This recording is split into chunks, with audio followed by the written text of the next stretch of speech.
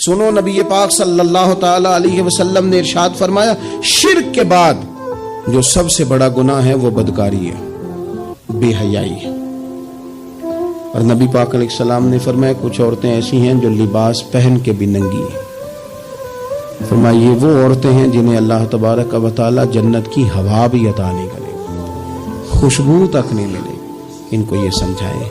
ये आजकल बड़ा उरूज है शादियों का।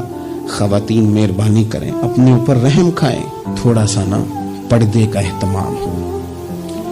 मैं कोई तनकीद नहीं करता, तंज नहीं करता, क्योंकि हमारी बहनें माएँ बेटियां होती हैं, हमने उन्हें समझाना है। इनको ज़रा समझाएं, इनको ये बताएं कि कीमती चीज़ें जो होती हैं वो पर्दों में होती हैं। हमारे घर में 20 तोले सोना पड़ा हो तो हमने कभी नहीं बाहर निकल के बताया कि पड़ा है, क्योंकि कीमती है ना, तो पर्दे में रखा हुआ है। उसकी चाबी का भी हम ख्याल रखते हैं कि कहीं